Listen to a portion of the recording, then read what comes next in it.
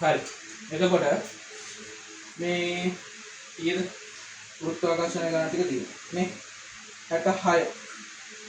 66 මොකක්ද කියන්නේ?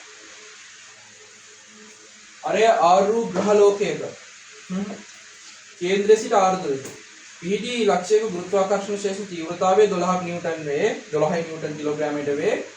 එවෙන් හරි අඩක ශේෂ තීව්‍රතාවයක් ඇති ලක්ෂයකට ඇති දුර කියලා අහන්න. එච්චරයි. මේ දෙන්නේ පෘථිවිය. හරිද? පෘථිවිය ආරය කැපිටල් R යම් ලක්ෂයක. අරය R කියන ලක්ෂයක ගුරුත්වාකර්ෂණ ශේෂ තීව්‍රතාවය 12යි නිව්ටන් කිලෝග්‍රෑමයට කියලා අපිට කියන්නේ. හරිද? අපෙන් අහනවා ශේෂ තීව්‍රතාවය මේකෙන් අර්ධයක් වන තැනක දුර මේ කේන්ද්‍රය ඉඳලා තියෙන දුර. අනිවාර්යෙන් මේකේ අර්ධයක් වෙනවා කියන්නේ ළමයි. ඒ කියන්නේ මෙතන 6යි නිව්ටන් කිලෝග්‍රෑමයට එන්නේ. දුර වැඩි. හරිද? අපි ඒක නිකන් R නෝට් කියලා ගමුකෝ. හරි. එතකොට ඔයාලා දන්නවනේ මෙන්න මේ සමීකරණය මොකද්ද? G1 R1 වර්ගය සමානයි G2 R2 වර්ගය. මේක දාන්න පුළුවන් එක් ග්‍රහ වස්තුවක් සඳහා විතරයි. ඇයි එහෙම කියන්නේ? මෙන්න මේක නිසා. මේ බලන්න. ඔයගොල්ලෝ මේ සමීකරණේ මේව හදාගන්නේ කොහොමද? අපි දන්නවා G සමානයි කැපිටල් G කැපිටල් M බෙදීම R වර්ගය කිය. මේකේ තමයි අපි G මේ පැත්තට අරන් R මේ පැත්තට අරගෙන කැපිටල් G M තනි කරගන්න. මේක ළමයි පොදු වෙන්නේ මේ සාරවත් ගුරුත්වාකර්ෂණීයත නම් මුළු විශ්වයටම පොදුයි. හැබැයි මේ M කියන එක කෙනා පොදු වෙන්නේ මෙයාට විතරනේ. අයි මේ ග්‍රහ වස්තු ස්කන්ධය බලපන්න මේ ග්‍රහ වස්තු වටා තියෙන අනිකුත් ස්කන්ධ වලට විතරයි. එතකොට ඒක ඒ ග්‍රහ වස්තු විතරයි අපිට දාන්න. එතකොට මේක දාන්න පුළුවන් අවස්ථා දෙකක් ගන්න පුළුවන් මේ ග්‍රහ වස්තුවේ ඕනම ලක්ෂ දෙකක මේ වගේ ඕනම ලක්ෂ දෙකකට අවස්ථා දෙකක් සලකලා අපිට දාන්න පුළුවන්. හැබැයි ඒ ග්‍රහ වස්තු වල විතරයි. එතකොට මේ සමීකරණයෙන් අපිට පුළුවන් මෙතන උත්තරේ ගන්න එකපාරින්ම 12 වතාවක් R වර්ගය සමානයි. 6 වතාවක් R නෝට් ගේ වර්ගය. එකයි මෙතන දෙකයි ළමයි. දෙපැත්තෙන් වර්ගමූල ගත්තාම ළමයි R නෝට් සමාන වෙනවා මූල 2යි R. මේක තමයි උත්තරය. ඒක දාගන්න ළමයි. එතකොට ඒකට උත්තරය අංක 5. හරි. ඒක මොනවද දින ඉක්මනට දාගන්න. ඊළඟ එකකට යන්න බලන්න. 67 වෙනි එක බලමු 67. මොනවද කියන්නේ? 67 වෙනි එකේ කියන්නේ ස්කන්ධය MO. චන්ද්‍රිකාවක් පෘථිවිය පෘෂ්ඨයේ සිට H සකින් වෘත්තාකාර පතයක ගමන් කරයි කියලා කියනවා. හරි. පෘථිවිය ආරය R කියලා දීලා තිනවා. පෘථිවිය පෘෂ්ඨය මත ගුරුත්වාකර්ෂණ ත්වරණය G නෝට් නම්. චන්ද්‍රිකා කක්ෂක දිගින් සදා අවශ්‍ය වන ශක්තිය වනුයේ කියලා හරි. හරිද? එතකොට මෙහෙමයි. මේ තියෙන පෘථිවිය. පෘථිවියේ ඉඳලා යම්කිසි h දුරකින් චන්ද්‍රිකාවක් කක්ෂගත කරලා තියනලු ඒ විදිහට. හරිද? හරි. එතකොට පෘථිවියේ අරයත් අපිට දීලා තියෙනවා R කියලා. අපෙන් අහන්නේ මේක සතුව තියෙන මුළු ශක්තිය ළමයි. මේක සතුව තියෙන මුළු ශක්තිය කොහොමද ගන්නෙ? එච්චරයි. මේක සතුව තියෙන ශක්ති වර්ග දෙක මොනවද? එකක් තියෙනවා මේක සතුව චාලක ශක්තිය. මේක මේ පෘථිවිය වඩා භ්‍රමණය වෙන නිසා. දාන මේක සතුව යම්කිසි දුරකින් තියෙන නිසා පෘථිවියේ සිට යම්කිසි දුරකින් තියෙන නිසා ඒක මත තියෙන මොන ශක්තියද? විභව ශක්තියක් තියෙනවා. හරි. එතකොට මේක තමයි මෙයා සතුව තියෙන මුළු ශක්තිය. එතකොට මේ ශක්තිය මෙයාට කොහෙන්ද ආවේ?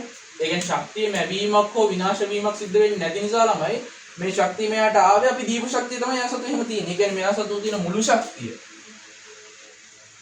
තමයි අපි දීලා තියෙන්නේ. මේක තමයි අපි දීපු ශක්තිය. එතකොට මම කලින් පේපර් ඩිස්කෂන් වල කියලා දෙනවා චන්ද්‍රිකාවක ළමයි මුළු ශක්තිය චාලක ශක්තිය විතරයි දන්නේ. හරිද? චන්ද්‍රිකාවක විභව ශක්තිය ඍණ. ඒ වගේම මුළු ශක්තිය ඍණ. ඔකට සමීකරණ තුනක් තියෙනවා. එක වගේ සමීකරණ තුනක්. මේ බලන්නකෝ. චන්ද්‍රිකාවක චාලක ශක්තිය අපි ලියන්නේ ඍණ භාගයයි capital G capital M simple M බෙදීම R වර්ගය. R වර්ගය නෙමෙයි R. ඍණ නෙමෙයි මේක දාන චාලක ශක්තියනේ. විභව ශක්තිය ලියන්නේ අපි ඍණ capital G capital M simple M බෙදීම R.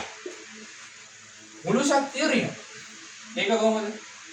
දැන් මුළු ශක්තිය කිව්වම ඔයාලට ඉතින් මේකටත් වඩා ලොකු වගේක් කියලා අපෝ නෑ. මුළු ශක්තිය කියන්නේ මුන් දෙන්න එකතු වෙන ළමයි. ඍණ එකට ධන භාගයක් එකතු වුණාම ඉතුරු වෙන්නේ ඍණ භාගයක් විතරයි. ඒ කියන්නේ ඍණ භාගයයි capital G capital M simple M බෙදීම R. මේ දින ශක්ති තුනට අදාළ සමීකරණ. හරිද? මේ ටික දන්නේ නැත්නම් අනිවාර්යෙන් දාගන්න මේ ටික. ඉතාල වැදගත්. හරිද? ඒ ටික දාගන්න. එතකොට දැන් අපෙන් අහන්නේ එහෙම එකක් නෙමෙයි අපෙන් අහන්නේ අපි ලබා දීපු ශක්තිය. අපි ලබා දුන්නේ මොන ශක්තිය? මුළු ශක්තිය. මේකේ සතුව තියෙන මුළු ශක්තිය. මුළු ශක්තියට අදාළ සමීකරණ මේ තියෙන්නේ. අපි ඒකෙන් එන උත්තරයක් ගමු. එහෙම. අපි දීපු ශක්තිය E total සමානයි ළමයි capital G capital M simple M බෙදීම R එකේ භාගය. තමයි මෙතන මතක තියාගන්න ඕනේ අපි මෙතන ඍණ දාන්න ඕනේ නැහැ. ඇයි අපි දීපු ශක්තිය ගැන කතා කරන්නේ? ඒ නිසා ඍණ දාන්න ඕනේ නැහැ. දැන් ඒ වුණාට චන්ද්‍රිකාවක මුළු ශක්තිය ඍණ කියලා මතක තියාගන්න. චන්ද්‍රිකාව ගැන කතා කරද්දී ඒක හැබැයි අපි මතක තියාගන්න අපි දීපු ශක්තිය නිසා මෙතන ධන වෙන්නේ. හරි. දොර භාගයයි අපිට මේ GM කියන එක මෙහෙම වැඩක් කරන්න පුළුවන්. හරිද? මෙහෙම. ඔයගොල්ලෝ දන්නවා මම ඉස්සෙල්ලා කියලා දීපු සමීකරණ GR වර්ගය සමානයි capital GM ට. මේක සාමාන්‍යයෙන් පොදුවේ භාවිතා කරන එක. හරිද? මේක දන්නේ නැත්නම් මේකත් දාගන්න. එතකොට අපිට E total ට දාන්න පුළුවන් මෙන්න මේක. මේ GM වෙනකොට G capital M වෙනකොට GR වර්ගය කියලා දානවා. GR වර්ගය simple M බෙදීම R. ඒතකොට ළමයි මට E total එක එහෙමත් අපි ලබා දීපු ශක්තිය නෝ භාගයයි G මේ R එකට මේ R එක කපලා යනවා. එතකොට උඩ එක R එකයි ඉතුරු. බෙදීමේ ඔන්න ඔහම එකක් එනවා. හරිද? එතකොට මේ R කියන්නේ කොච්චරක්ද? capital R ධන H ද sorry මේක තමයි අපිට කියලා තියෙන්නේ කේන්ද්‍රයේ ඉඳලා තියෙන දුර නෙමෙයි. H කියලා අපිට දීලා තියෙන පෘථිවි පෘෂ්ඨයේ ඉඳලා තියෙන දුර. හරිද? එතකොට මේකේ මුළු දුර R එන්නේ අපිට capital R ධන H කියලා. එතකොට ළමයි අපි ලබා දීපු ශක්තිය අපිට එන්නේ කොහොමද? භාගයයි GM එහෙම ලියුවා මොකටයි? ලියමු MG කියලා. හරි. වතාවක් R මේක. capital R ධන simple H. මේක තමයි උත්තරය. මේක තමයි අපි ලබා දීපු ශක්තියවත් චන්ද්‍රිකාව සතුව තියෙන මුළු ශක්තිය. එතකොට ඒකට උත්තරේ ළමයි ඒකේ උත්තරේ අංක 3. ඒකේ උත්තරේ අංක 3. හරි. ඒක දාගෙන මොනවද දෙනවනේ මට? ඊළඟ එකක් බලමු.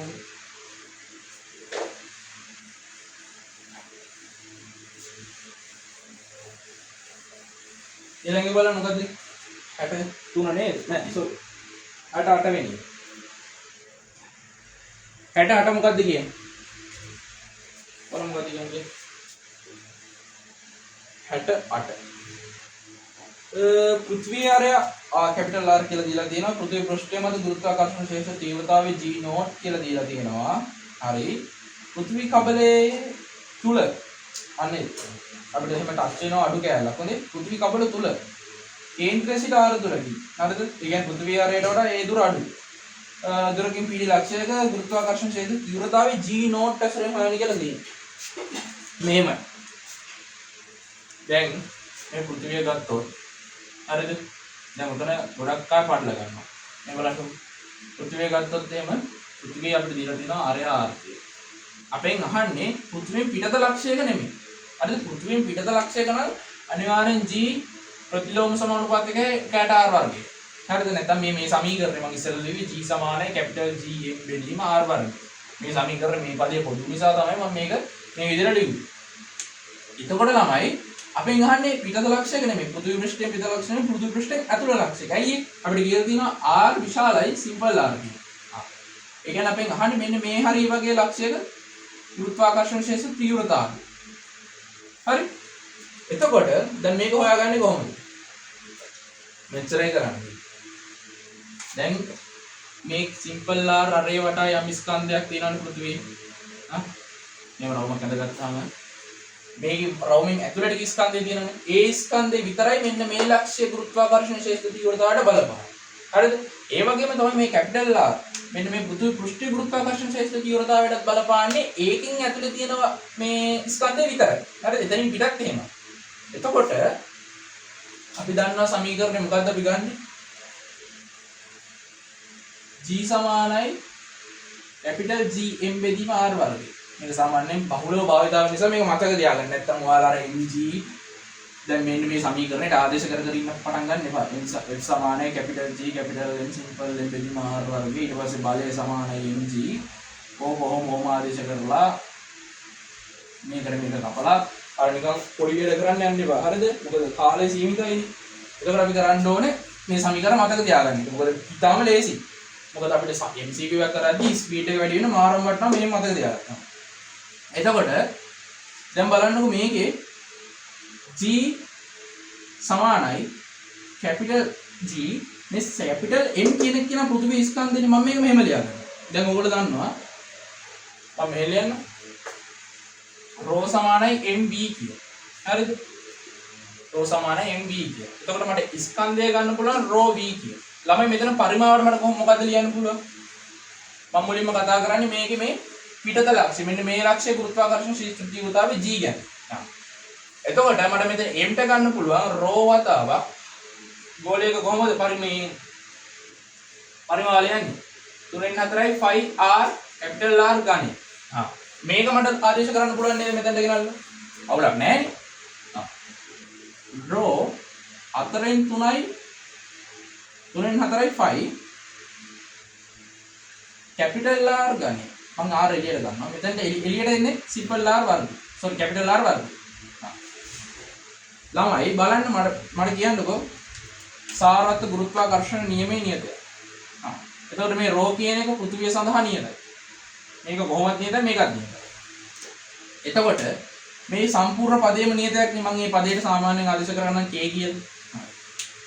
ඔයාලට පේනවා මෙතන r ඝණයට මේ r වර්ගයේ කපලා කියලා මෙතන උඩ r එකක් ඉතුරු වෙනවා. එතකොට මෙහෙම මම ලියන්න පුළුවන් kr කියලා. දැන් බලන්නකො ළමයි පෘථිවි පෘෂ්ඨය ඇතුළේදී මොකද වෙලා තියෙන්නේ? k කියන්නේ නියතය නිසා නියතය අයින් කරාම පෘථිවි පෘෂ්ඨය ඇතුළට යද්දී මොකද වෙලා තියෙන්නේ? ගුරුත්වාකර්ෂණ ශේෂ්ඨ තීව්‍රතාවය අනුලෝම සමානුපාතික වෙලා තියෙනවා අදාළ ග්‍රහ වස්තුවේ අරයට. හැබැයි මෙතනදී මොකද උනේ? ප්‍රතිලෝමව සමානුපාතික. ඒ කියන්නේ පෘෂ්ඨයෙන් පිටතට යද්දී මෙන්න මේක එන්නේ ප්‍රතිලෝමව සමානුපාතිකයි. පෘෂ්ඨයෙන් ඇතුළත දෙසට යද්දී මෙන්න මේක එන්නේ අනුලෝම සමානුපාතිකයි. මේක පටල ගත්තොත් වැඩි උත්තරේ MCQ වරදිනවා. ඒ විදිහට MCQ උත්තරේ දීලා තියෙනවා අර විදිහට කරොත්. මේක තමයි මේ විදිහට තමයි වැඩේ කරන්න ඕනේ. එතකොට මේ සමීකරණය භාවිතා කරොත් අවස්ථා දෙකට අපිට කියලා තියෙන්නේ මොනවද?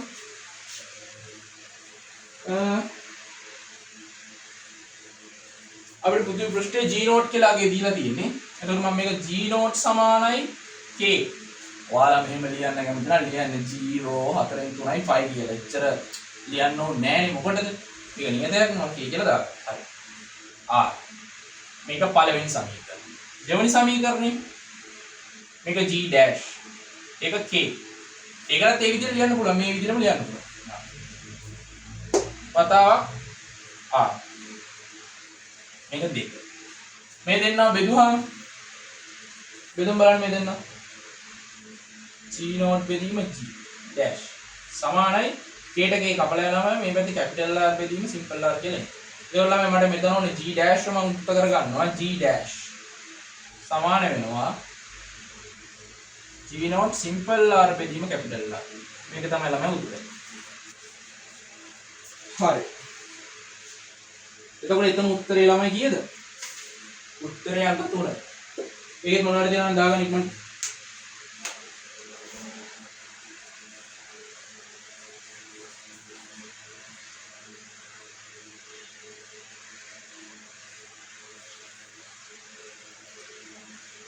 හරිද? ඊළඟ බලමු. මේ සමාන සමීකරණ මතක තියාගන්න ළමයි නැත්තම් සුළු කර කර ඉඳී MCQ පේපරේ MCQ 25 කරද්දී පේපරේ අරන් යනවා. හරිද? ඒක නිසා කෙටි ක්‍රම අනිවාර්යෙන් අත්‍යවශ්‍යයි MCQ පේපරේ කොට ගන්න. ඊළඟට බලමු 69. මොකද කියන්නේ? 69 පෘථිවියේ කේන්ද්‍රයේ සිට පෘථිවි පෘෂ්ඨයට පිටදී කේන්ද්‍රයේ ඉඳලා කියන්නේ ඒවා කන්සල්ටේටකින් ගහ ගන්න. ඒක පෘථිවි පෘෂ්ඨයේ ඉඳලා කිව්වනම් අන්න පැටලෙනවනේ. ඒක නිසා අනිවාර්යෙන් කන්සල්ටේටක් ගහ ගන්න. P හා Q දුරවල් x හා 3x වේ කියලා දීලා දෙනවා. P ලක්ෂ්‍ය ගුරුත්වාකර්ෂණ ශේෂ්ත්‍ර කියලා දීලා තියෙනවා. 2 කිලෝග්‍රෑම් ස්කන්ධය P හා Q ස්ථානවල තබා ඇතිවූ ස්කන්ධය මත බලපාන ගුරුත්වාකර්ෂණ බලයන් අතර වෙනස නිවැරදිව දැක්වෙන්නේ කියලා අහන්න. ඒකෙත් එහෙම ලොකු දෙයක් නෑ මෙච්චරයි. මේ දෙන පෘථිවියේ ඉඳලා x දුරකින් p ලක්ෂය තියෙනවා. එතන ගුරුත්වාකර්ෂණ ශේෂ්ඨ තීව්‍රතාවය gp අපිට දීලා දෙනවා කීයද? 12 නිව්ටන් කිලෝග්‍රෑමයට කියලා. 12ද 9ද? sorry 9යි කියලා. 9යි කියලා දීලා තියෙනවා. ඒ වගේම අපෙන් අහනවා මේ වගේ 3x දුරකින්. ඒ වගේ 3 ගුණයක් දුරකින් ලක්ෂයක ඊනවලු q කියලා. ඒකේ gq කීයද කියලා අහන්නේ. ගුරුත්වාකර්ෂණ ශේෂ්ඨ තීව්‍රතාවය කීයද කියලා නෙමෙයි අහන්නේ. එතන අපිට ඒක හොයාගන්න වෙනවා. අපෙන් අහන්නේ මෙහෙම එකක්. වස්තුවක් ගෙනල්ලා තියනවලු මෙතනින් කිලෝග්‍රෑම් 2ක මුලින්ම. මෙයාම දැන් තියනවලු යම් කිසි බලයක් ළම F1 කියලා ගමුකෝ. මෙතනක් තියනවලු ගෙනල්ලා එම වස්තුව. කිලෝග්‍රෑම් 2. F2 නේ අපෙන් අහන්නේ මෙන්න මේ F1 ඍණ F2 වගේ. මේ දෙකේ අන්තරය අහන්න. කීයද කියලා. හරි. බලන්න. ළමයි මට මෙතන F හොයාගන්න පුළුවන් නේ. F1 මම කොහොමද ලියන්නේ? F1 සමානයි m g0. sorry gp කියලා. හරිද? F2 සමානයි m gq. එතකොට මට මේ දෙකේ අන්තරය කොහොමද ගන්න පුළුවන්? F1 ඍණ F2 කියන එක. මේවා. mgp ඍණ mgq. හරි. එතකොට ළමයි මට මේ දෙකේ අන්තරය delta f සමානයි m එළියට ගත්තාම gp ඍණ gq. අපිට gp නම් දීලා තියෙනවා. අපිට gq උත් එකකින් හොයන්න පුළුවන්. මොකද්ද සමීකරණය? දැන් මම ඒ සමීකරණය ඉස්මතු 3-4 පාරක් ඉස්මතු කරන් තමයි ඔයාලට ඒ වගේ MCQ 3ක් විතර දැන් දාලා දෙන්නේ. මොකක්ද සමීකරණය? g1r1 වර්ගය සමානයි g2r2 වර්ගය. එකම ග්‍රහ වස්තුවක් සඳහා විතරයි ඔක දාන්න පුළුවන්. එතකොට g1 අපිට දීලා තියෙනවනේ 9 කියලා නේද? දුර දීලා තියෙනවා x කියලා. ඒකේ වර්ගය. අපිට මෙතන තමයි ඕන gq. වතාවක් එතන දුර අපිට දීලා තියෙනවා 3x කියලා. ඒකෙත් වර්ගය. එතකොට ළමයි මෙතන එනවා 9 වතාවක් x වර්ගයේ බෙදීම අර පැත්තේ gq තනි කරගත්තාම 3 වර්ගය 9යි තමයි. x වර්ගය කියලා එනවා. එතකොට මේකට මේක කපලා යනවා නම් මේකට මේක කපලා යනවා gq කීයද කියලා එනවද? 1 නිව්ටන් කිලෝග්‍රෑමයට කියලා එනවා. එතකොට දැන් මේකට ආදේශ කරන් තියෙන මෙතන m ගියාගේ අපිට දීලා තියෙනවා 2 කිලෝග්‍රෑම්.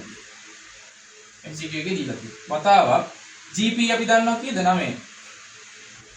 gq කීයද? 1යි. Newton kilogram.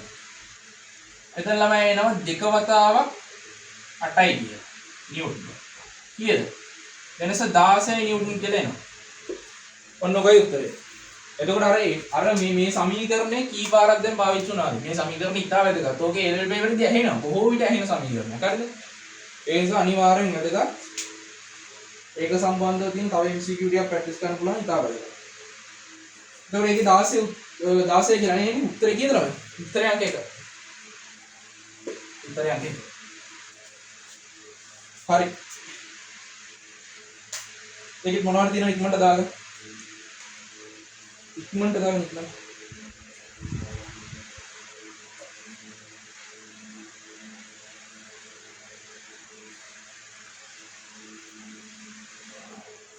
හරිද? ඊළඟ එකත් බලමු.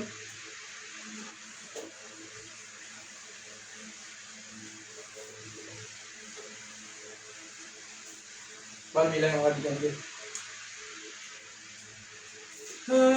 70. පෘථිවි කේන්ද්‍රයේ සිට h දුරකින් පෘථිවිය වටා ගමන් කරන චන්ද්‍රිකාවක චාලක ශක්තිය E කියලා දීලා තියෙනවා. පෘථිවි කේන්ද්‍රයේ සිට 2h දුරකින් කක්ෂගත රැකිති චන්ද්‍රිකාවක චන්ද්‍රිකාවල පෘථිවියේ ගුරුත්වාකර්ෂණය මිදී වට ඒට ලබා දිය යුතු ශක්තිය අහන්නේ. මොකද? හරි. පෘථිවි කේන්ද්‍රයේ සිට h දුරකින් පෘථිවිය වටා ගමන් කරන චන්ද්‍රිකාවක් තියෙන ඒකේ චාලක ශක්තිය E. හරි. පෘථිවි කේන්ද්‍රයේ සිට 2h දුරකින් කක්ෂගත කර ඇති චන්ද්‍රිකාවකට ගුරුත්වාකර්ෂණය මිදීමට ඒට අමතරව ලබා දිය යුතු ශක්තිය කොච්චරද කියලා අහන්න. ඒකත් බලන්න ළමයි. හරි. ඒකේ මොකක්ද කියන්නේ? මෙහෙම එකක් තියෙනවා. එහෙනම් පෘථිවිය තියෙනවා ළමයි. මේකේ යම් h දුරකින් චන්ද්‍රිකාවක් තියෙනවා. එහෙම තියෙනකොට ඒ කියන්නේ සමාන චන්ද්‍රිකාවක් කරනවා. එතකොට තියෙන ශක්තිය මුළු ශක්තිය E. හරිද? එහෙම නේද කියන්නේ? බල ශක්තිය ඊවේ පෘථිවි කේන්ද්‍රය සිට 2.0 කක්ෂයක විතර කරනවා පෘථිවිය සමග. හරි. එතකොට මෙහෙම ළමයි 2h දුරකින්. ඒ වගේ දෙගුණයක් දුරකින්ම ඒ වගේම චන්ද්‍රිකාවක් තියෙනකොට ශක්තිය නම් අපි දන්නේ නැහැ කියලා නෑ අපි ඒක හොයාගන්න ඕන. අපි ඒක නිකන් E' කියලා ගහගමු. හරි. එතකොට අපෙන් අහන්නේ මෙහෙම එකක්. කොහොම මේකුත් නෙමෙයි අපෙන් අහන්නේ. මේක පෘථිවියෙන් වියෝ වෙලා යන්න. හරිද? මෙතන තියෙන චන්ද්‍රිකාව මේ පෘථිවියෙන් වියෝ වෙලා යන්න. මේ තියෙන අනන්තය කියලා ගන්නකො. පෘථිවියේ ගුරුත්වාකර්ෂණ ශේෂ්ත්‍ර තීව්‍රතාවය මේ මිදිලා යන්න මෙයාට දෙන්න ඕනේ ශක්තිය. ළමයි මෙන්න මේ අනන්තයේදී හෙවත් වියෝවන අවස්ථාවේදී මේ චන්ද්‍රිකාව සතුව තියෙන්න ඕන මුළු ශක්තිය බිඳුවයි. ඇයි ඒ? අපි මෙහෙන් දෙනකොට ශක්තිය අර වියෝග ප්‍රවේගය අපි ගන්නෙත් කොහොමනේ මෙතනින් දෙන ශක්තිය ඒ කියන්නේ දෙන්න ඕනේ අවම ශක්තිය කියන්නේ හරිනේ. දෙන්න ඕනේ අවම ශක්තිය කොච්චරක්ද? මේක අඩුම තරමේ අනන්තයට යද්දිවත් ඒකේ තියෙන ශක්තිය බිඳුවක් වුණා නම් ඇති. එතනින් එහාට යයි. හරිද? මෙතන ඉඳන් දැන් ශක්තිය අඩුම වශයෙන් යට අනන්තයට යනවත් ප්‍රමාණවත් වෙන්න ඕනේ. ඒ කියන්නේ අවසානයේ තියෙන මුළු ශක්තිය බිඳුව. ඒ කියන්නේ අවසානයේ තියෙන යා සතු තියෙන චාලක ශක්තිය බිඳුව වෙන්න ඕනේ. යා සතු තියෙන විභව ශක්තිය බිඳුව වෙන්න ඕනේ. හරි. එතකොට මෙතන ඉඳන් මෙතනට යන්න යාර කොච්චර ශක්තියක් දෙන්නවද? අපි මේ දෙන ශක්තිය ඩෙල්ටා E කියලා ගමුකෝ. හරි. මෙච්චරයි. ශක්ති සංස්ථිතිය දාන්න තියෙන්නේ. ආරම්භයේදී දෙන තියෙන ශක්තිය E'. දැන් අපි දෙන ශක්තිය ඩෙල්ටා E කියලා.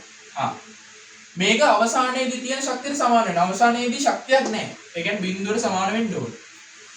ඒ කියන්නේ ළමයාලට පේනවා ඩෙල්ටා E සමානයි මෙන්න මෙතන තියෙන ශක්තිය ඍණාගයට. E' ගේ ඍණාගයට. ඒක නිකන් තේරුන්නේ නැහැ වගේ. මේ බලන්නකෝ. ඒ එකපාර හිතද්දී එන්නේ තේරෙන්නේ නැහැ වගේ. මෙච්චරයි. මෙතන තියෙනවා චන්ද්‍රිකාව. හරිද? චන්ද්‍රිකාව ශක්තිය යම් ශක්තියක් තියෙනවා. ඒක E'. අපි දෙනවා යම් ශක්තියක් E ඩෙල්ටා E කියලා. දන්නේ නැහැ කොච්චර ශක්තියද දෙනවා. දුන්නහම ළමයි දෙන්න ඕනේ අවම ශක්තිය ගැන අහන්නේ මේ පෘථිවියේ මේ ගුරුත්වාකර්ෂණය මිදිලා යන්න.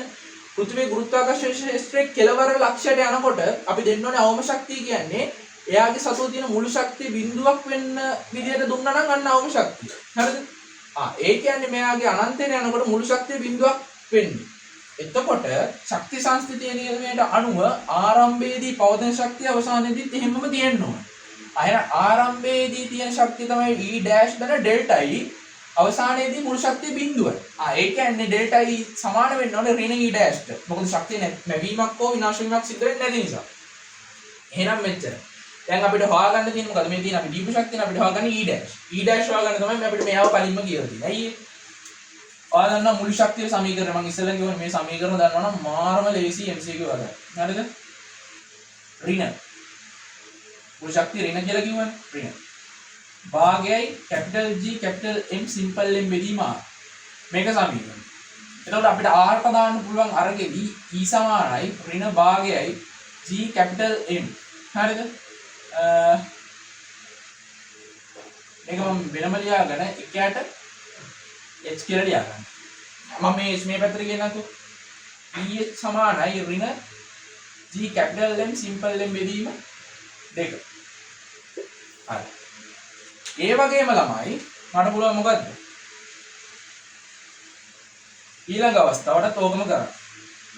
E' සමානයි ඍණ භාගයයි G capital M simple M බෙදීම R. E' සමානයි භාගයයි G capital M simple M R ට මොකක්ද ආදේශ කරන්න ඕනේ ළමයි? 2h කියන්නේ. හරි. එතකොට බලන්න මෙහෙම මේක අපි උත්තර කරගමු මේක E' සමානයි 2h ඍණ G capital M simple M බෙදීම තමයි මේ සමීකරණය මේ පස්ස සහ මේ පැත්ත සමානයි. එහෙනම් මෙච්චරයි. මේ පැත්ත ලියන්න. මේක පළවෙනි සමීකරණය මේකේ දෙවෙනි සමීකරණය මේකේ දකුණු පස්ස සමානයි නම් වම් පස්සත් සමානයි. එහෙනම් EH සමාන වෙන්න ඕනේ 2E' H කපල යනවා. ළමයිට පේනවා මෙයා සතුව තියෙන ශක්තිය කොච්චරද? E' සමානයි අර කලින් තිබ්බ චන්ද්‍රිකාවේ ශක්තියෙන් අර්ධයක්. හොඳට මතක තියාගන්න ඕනේ මේ ඍණ ලකුණ ආවේ. මෙන්න මේ ඍණ ලකුණ ආවේ කොහෙන්ද?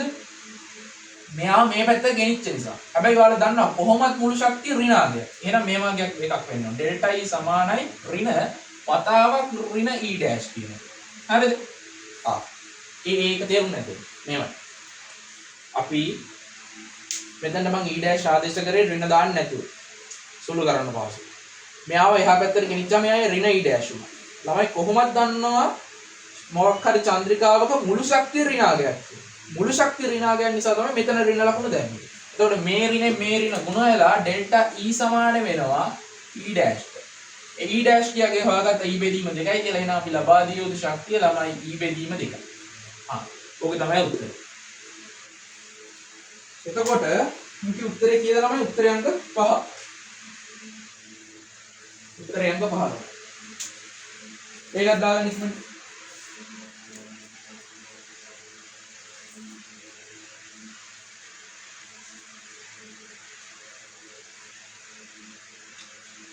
හරිද?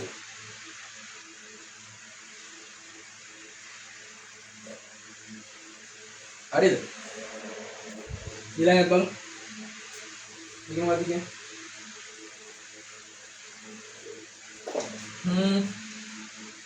හැත්ත එක එකිනෙකට R දුරකින් පිහිටි.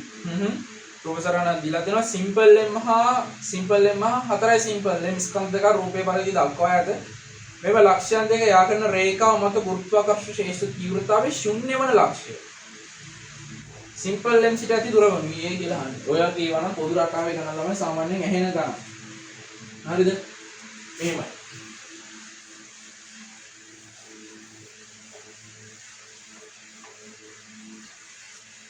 මොකද්ද? එකම දේවල් තමයි හැමතැනම අහලා තියෙන්නේ පොඩ්ඩක් වෙනස් කරලා. මෙතන තියෙන 4යි m ස්කන්ධය කියනවා. මෙතන තියෙන සිම්පල් m ස්කන්ධය. අපෙන් අහනවා මේ දෙක අතර ගුරුත්වාකර්ෂණ ශේෂ්ඨ තීව්‍රතාවයේ ශුන්‍ය වෙන ලක්ෂයක් තියනවද මුලින්ම ආ කියන්නේ? මෙයාගේ ශේෂ්ඨ තීව්‍රතාවය මේ අතර තියෙනවා. මෙයාගේ ශේෂ්ඨ තීව්‍රතාවය මේ අතර තියෙනවා. අනිවාර්යෙන් ළමයි මුන් දෙන්න ප්‍රතිවිරුද්ධව තියෙන නිසා මුන් දෙන්නගේ ශේෂ්ඨ තීව්‍රතාවය යම් අවස්ථාවක සමාන වෙනවනේ. ඒ අවස්ථාව සමාන වෙන අවස්ථාවේදී අනිවාර්යෙන් බිඳුව වෙන්න පුළුවන්. හරි. එතකොට ඔයාගේ යනකො සාමාන්‍යයෙන් 4යි m ස්කන්ධයේ ශේෂ්ඨ තීව්‍රතාවය ගොඩාක් විශාලයි. මොකද ස්කන්ධය ගොඩාක් විශාල නිසා. ඇයි ඒ? අර සමීකරණය G සමානයි කැපිටල් G කැපිටල් M බෙදීම R වර්ගය. ස්කන්ධය වැඩි වෙනකොට දාන ග්‍රහ වස්තුවේ ස්කන්ධය වැඩි වෙනකොට අනිවාර්යෙන් G වැඩි වෙනවා. එහෙනම් මෙයාගේ අගය ගොඩාක් වැඩි අගයක්. එහෙනම් එයාව අඩු වෙන්න. එයාව අඩු අගයක් වෙන්න ටිකක් වැඩි දුරක ඉන්න ඕනේ. මේ හරිය වගේ. මෙයාගේ එහෙම නෑ. මෙයාගේ ස්කන්ධය ටිකක් අඩු එකක්. එයාගේ ශේෂ්ඨ තීව්‍රතාවය ටිකක් අඩු. ඒක නිසා පොඩ්ඩක් දුර අඩුවෙන් තිබ්බොත් තමයි එයාගේ අගය වැඩි වෙන්න පුළුවන්. ඒ කියන්නේ දුර පොඩ්ඩක් අඩු වෙනකොට දුරේ අගය අඩු වෙනකොට මෑච් එක වැඩි වෙන්න පුළුවන්. හරිද? ඒ කියන්නේ මෙන්න මේ හරිය වගේ. මේකට ආසන්නව තමයි මෙයාගෙන් ඇති වෙන එක මෙයාගෙන් ඇති වෙන එකට සමාන වෙන්නේ. හරිද? මේක 4 කියලා දාන්න නැහැ. මේක නෝට් මේක 1 කියලා දාන්න. එමත් එපායි. බලන්න. 1 2 කියලා දාන්න. හරිද? හරි. එතකොට මෙතන ඉඳලා මෙතනට තියෙන දුර අපිට කියලා තියෙනවනේ. දුර කියලා තියෙනවා ළමයි. කොච්චරද? R කියලා දීලා. මම නිකන් ගන්නම් මෙතන ඉඳන් මෙතනට තියෙන දුර x. එහෙනම් මේක ළමයි තර්කානුකූලව කීයද? x ඍණ 4. sorry x r ඍණ x. මෙතනට g1 ට අපි ලියනවා මේ සමීකරණය ලියන්නේ. මොකද එතන ඒකේ භාවිතය අධිකයි. භාවිතය අධිකයි. capital G capital N බෙදීම දුර කොච්චරද? x. ඒකේ වර්ගය. මේක පළවෙනි සමීකරණය. දෙවෙනි එක g2. ඒකේ capital G capital M නෙමෙයි ළමයි 4යි capital. 4යි capital. බෙදීම ඒකේ දුර කොච්චරද? r ඍණ x ගේ සම්පූර්ණකයේ වර්ගය. මේක දෙකලා. හරි. මුන් දෙන්නගේ මම කිව්වනේ මෙන්න මේ අවස්ථාවේ මොකද වෙන්නේ? මෙන්න මේ අවස්ථාවේ මුන් දෙන්න සමානයි. ඒක නිසා තමයි ශේෂ්ඨ තීව්‍රතාවය එතනදී බිඳුවක් වුනේ. සම්ප්‍රයුක්ත බිඳුව. එහෙනම් මුන් දෙන්නව දැන් එකතු කරන්න ඕනේ. sorry එකතු කරන්නේ සමාන කරන්න ඕනේ.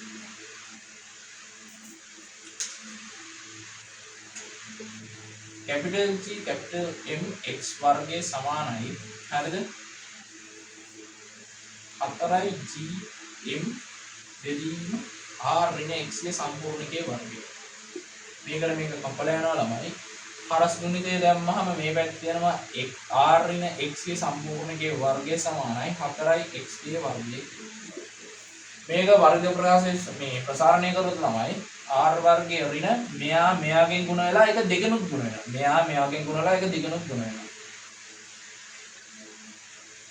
r x 2 මේකෙත් වර්ගය. ඒක ධන විදිහට එන්නේ. ඍණ x ගේ වර්ගය කියන්නේ ධන x නේ. ඒකේ වර්ගය සමානයි 4x වර්ගය.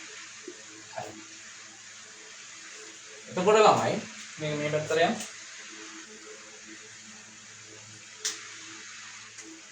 මේ x වර්ගය අනිත් පැත්තට ගෙනිච්චාම මේ පැත්තට ඉතුරුනවා r වර්ගයේ ඍණ 2rx. මේ පැත්තේ ඉතුරු වෙන්නේ ළමයි මේක මෙයාගෙන් අඩු වුණාම 3x වර්ගය. මෙතනින් ළමයි මොකද කරන්න පුළුවන් අපිට? වර්ග ප්‍රකාශනයක් එන්නේ.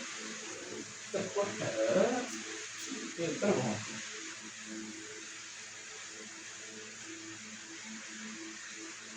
और ये नहीं थी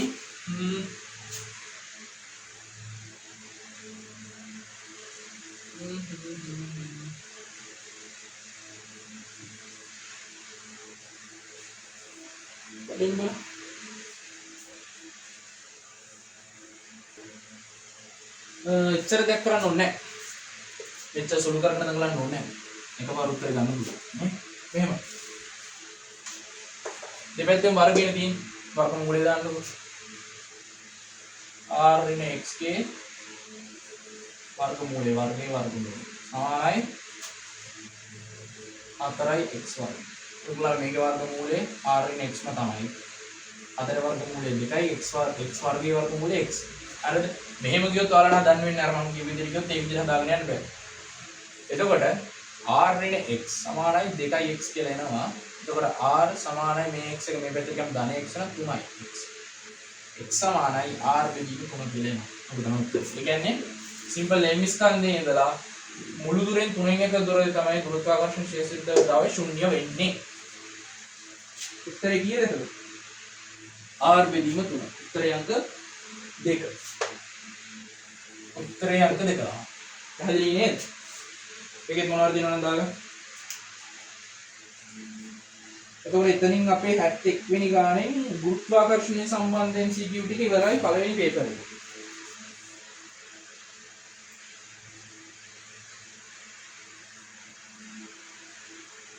ඊළඟට තියෙන්නේ විද්‍යුත් ක්ෂේත්‍ර සම්බන්ධ කරන්න.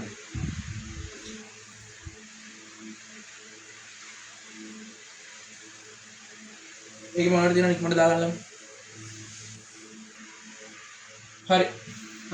විද්‍යුත් ක්ෂේත්‍ර වල MCQ ටික කතා ගන්න බලමු මේක.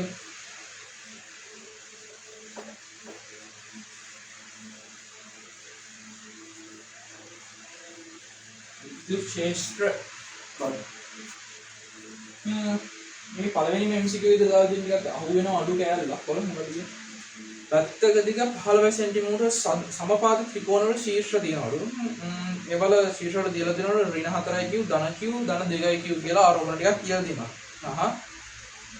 q සමානයි අපිට දීලා දෙනවා 5යි මයික්‍රෝ කූලෝම් කියලා. නම් පද්ධතියේ මුල් ශක්තිය වන්නේ කියලා අහන්නේ. ඒක පුරුදු නෑනේ වැඩි. මෙහෙම.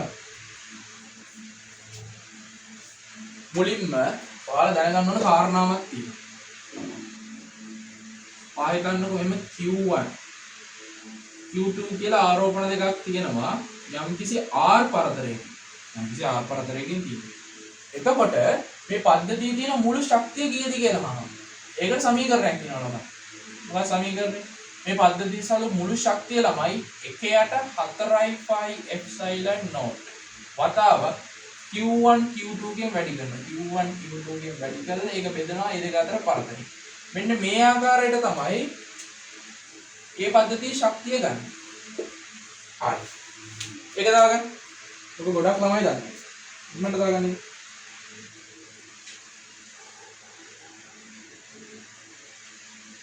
හරිද? එතකොට දැන් ඔය හිතනවා මෙතන මේ විදිහේ තුනක් තියෙනවා. ඕනේ. හින්දියම තුනක් තියෙනවා. නෑ මේක දාගන්න කොහෙද? අපි MCQ එකේදී මේක කතා කරමු. හරි. හරි. එතකොට මේක මම කරනවා. මෙහෙමයි. අපේ MCQ එකේදී කියන්නේ මෙතන මෙහෙම තියනවලු සමපාද ත්‍රිකෝණයක පාදවල. ත්‍රිකෝණයක් හරි.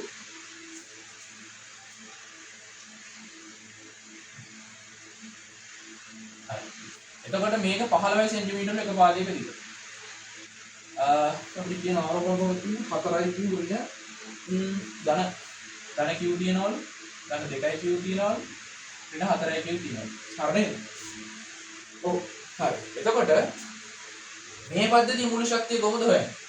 අපිට හොයන්න වෙනවා මුළු ශක්තිය මේ පද්ධතිය හොයන්න නම් මේ දෙන්නගේ මුළු ශක්තිය, මේ දෙන්නගේ මුළු ශක්තිය, මේ දෙන්නගේ මුළු ශක්තිය. එහෙනම් මෙහෙම ලියවෙන්න වෙනවා. කොහොමද?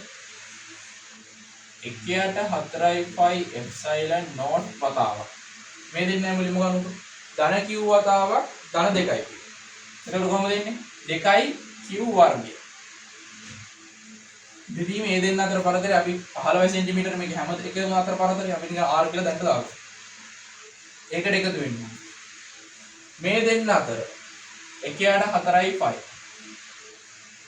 එප්සයිලන් නෝට් වතාවක් මෙතන ළමයි ධන 2යි q වතාවක් ඍණ 4යි q. එතකොට ගුණිතේ ඉන්නේ ඍණ වලින් ඈ. ගුණිතේ ඉන්නේ ඍණ වලින්. ඍණ කීයද? 8යි q වර්ගයේ බෙදීම ධන. ඊළඟට මේ දෙන්න අතර 1ට 4යි 5 එප්සයිලන් නෝට් වතාවක් ඒ දෙන්න අතර කොහොමද දෙන්නේ? ඍණ 4යි q ධන q. එහෙනම් ඍණ 4යි q වර්ගයේ බෙදීම මේකෙන් පොදු පදයේ විදිහට 1ට 4යි 5 එප්සයිලන් නෝට් එළියට ගමු ළමයි සමානයි 1ට 4යි 5 එප්සයිලන් නෝට්. ඇතුලේ තියෙනවා ළමයි 2යි q වර්ගය බෙදීම r ඍණ 8යි q වර්ගය බෙදීම r ඍණ 4යි q වර්ගය බෙදීම r. හරිද? අපිට පේනවා යටපදේ එකම නිසා අපිට පුළුවන් ඉතින් මේක සම්පූර්ණයෙන්ම මෙහෙම ලියන්න. බෙදීම කැපිටල් R සිම්බල් R. හරි. හරි. එතකොට මේක තවදුරටත් සුළු කරගෙන ගියොත් 1ට 4යි 5 එප්සයිලන් නෝට් සමාන වෙනවා ළමයි මෙතන ඍණ 8යි q මෙතන ඍණ 4යි q. මේ දෙන්න එකතු වෙනවා ඍණ 12යි q වෙනවා. ඍණ 12යි q වර්ග වලින් ඍණ 12යි q වර්ග වලින් ඍණ මේ ධන 2යි q අඩු වෙන q වර්ගය අඩු වෙනවා. ධන 2යි q වර්ගය අඩු වෙනවා කියන්නේ ඉතුරු වෙන්නේ කීයද? ඍණ 10යි q වර්ගයේ බෙදීම r කියලා. මේක සුළු කරාම ආදේශ කරලා අපිට උත්තරේ එනවා. දැන් මේක ආදේශයෙන් ටික බලමු.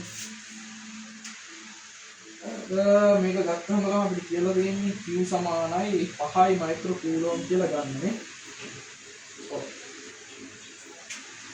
මේව මේක ගැන දන්නවනේ නේ 9 වතාවක් 10 9 කියලා හරි වතාවක් ඍණ 10 වතාවක් q අපිට දීලා තියෙනවා 5යි මයික්‍රෝ කූලෝම් කියලා. මයික්‍රෝ ක්‍රියන එක මම මෙහෙම ලියා ගන්න 10 ඍණ 6යි මේකේ වර්ගය බෙදීම ළමයි 15යි සෙන්ටිමීටර 15 වතාවක් 10 ඍණ 2.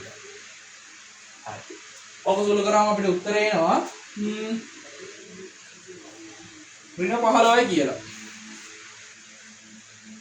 ඍණ 15යි ජූල්. මේක සුළු කරන්න අමාරු නෑ හොඳේ. මේක 25 කියලා ගන්න. මේක 10 ඍණ 12 කියලා ගන්න.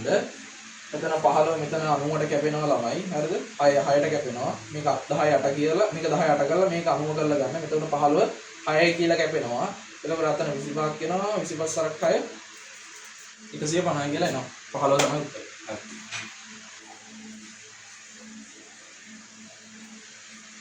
හරි නේද?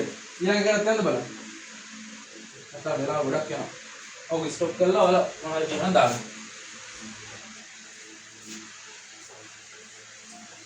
ඊළඟ MC එකක් බලමු. ඊළඟ එකේ මොකක්ද කියන්නේ? ධාරිත්‍රක ගණන් තියෙන්නේ. ගලි කියන්න රූපයේ දැක්වෙන ධාරිත්‍රක ජාලය.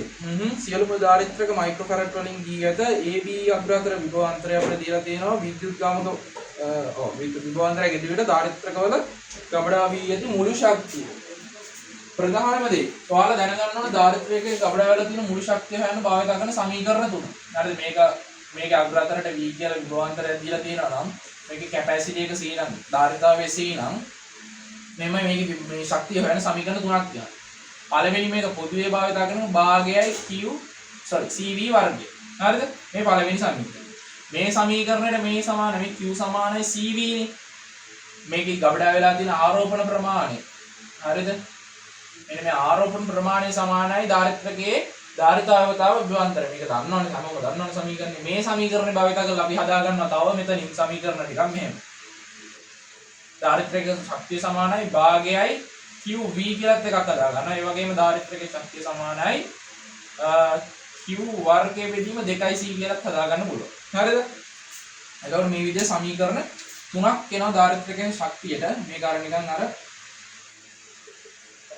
අපි මොනවද මේ වගේ ප්‍රතිරෝධයක ක්ෂමතාවය හොයන්න භාවිත කරන්නේ V සමානයි I වර්ග R අන්න ඔය සමීකරණය අපි මෙහෙම වෙනස් කරන්නේ V සමාන IR ආදේශ කළා V සමානයි VI මම ආදේශ කරලා ගන්නවනේ අන්න ওই විදිහටම තමයි මේකෙදිත් වෙන්නේ හරිනේ ඒතකොට මේක මෙතනට අදාළ නැහැ මම ඒක උදාහරණයක් පැහැදිලි කරන්න කිව්වේ මෙතන ළමයි වෙන්නේ මේ තුන විතරයි මේ තුන දන්නේ නැත්නම් අනිවාර්යෙන් දාගන්න මේ තුන ඉතාල වැදගත් වань හරි මෙයා නෑ හොදේ හරි එතකොට දැන් අපි අපේ කතාවට යමු මොකද්ද අපි පරිපතය දීලා තියෙනවා අපි ගමු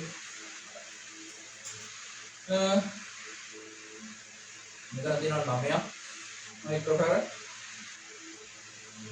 18ක් තියෙනවා දෙකක් තියෙනවා එතන කීයද 6ක් තියෙනවා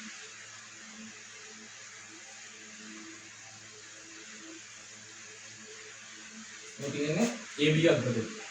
එතනට දීලා තියෙනවා ළමයි 100ක් වෝල්ටේජ් එක. හරි. ධාරිත්‍රක වල නීති දන්නවනේ මොනවද? මේ විදිහට ධාරිත්‍රක දෙකක්. මේක C1 මේක C2. ධාරිත්‍රක දෙකක් ශ්‍රේණිගතව තිබ්බොත් මේකේ සමකය ගන්න ළමයි කොහොමද?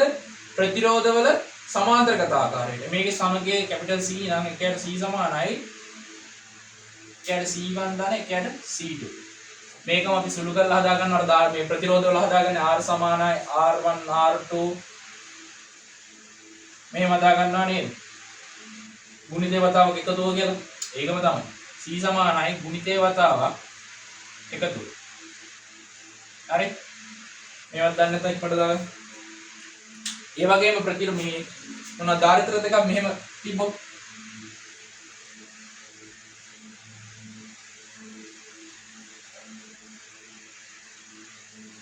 මේ විදිහට සමාන්තරගතව තිබ්බොත් ළමයි මේක ගන්නේ කොහොමද ප්‍රතිරෝධ නිකන් ශ්‍රේණිගතව R1 R2 එකතු කරනවා වගේ මේකේ සමගයේ C1 දන C. ඒවන සාමාන්‍ය මූලික સિદ્ધාන්ත මේව දන්නවා ඇති නේද?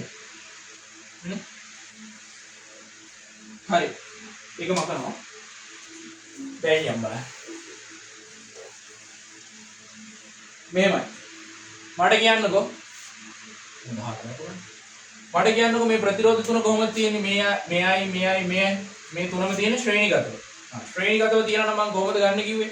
එකයට ආකාරයට. මේකේ ශ්‍රේණිගතව තියෙන නිසා මේකේ සමගය ගන්න පුළුවන් ළමයි 1යට 18 ධන 1යට 9 ධන 1යට 6. දැන් ඉතින් මේක මේ උඩ යට වැඩි කර ගුණ කරන්න යන්න එපා. මේක පේනවනේ සාමාන්‍ය අපිට පොදු පදයක් හදා ගන්න පුළුවන් කියලා.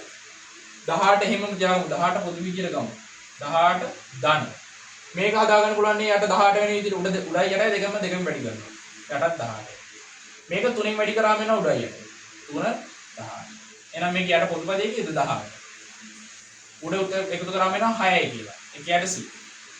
එතකොට ළමයි මට C ගත හැකි 18 බෙදීම 6යි කියලා. සාමාන්‍යයෙන් 3යි මයික්‍රෝෆැරඩ් කියලා එන්නේ මේ තුනටම පොදු එක. දැන් මට කරන්න පුළුවන් මෙහෙම එක. මේ තුන් දෙනාම මකනවා. ඒ තුන් දෙනාම මකලා මට දාන්න පුළුවන් ඒක වෙනුවට පොදු එකක් මොකද්ද? මෙන්න මෙහෙම. 3යි මයික්‍රෝෆැරඩ්. හරිද? හා. එතකොට දැන් මට කියනවා මේ 2යි මයික්‍රෝෆැරඩ් එක්කෙනයි 3යි මයික්‍රෝෆැරඩ් එක්කෙනයි කොහොමද ඉන්නේ? ශ්‍රේණිගතවද සමාන්තරගතවද? සමාන්තරගතවනේ. එහෙනම් එතන දෙයක් නැහැ. දෙන්න එකතු කරන්න තියෙන එක.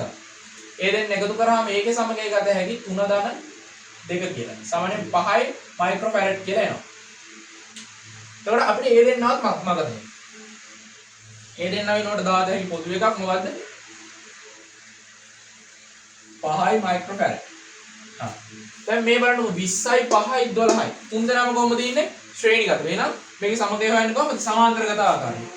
ඒකේ සමගය ගන්නේ කොහොමද ළමයි? එකයට c සමානයි එකයට 20 ධන. එකයට 5 ධන එකයට 12. හරිද මේක නටව. 5. අපි මේකේ පොදු පදයක් හදාගන්න පුළුවන්.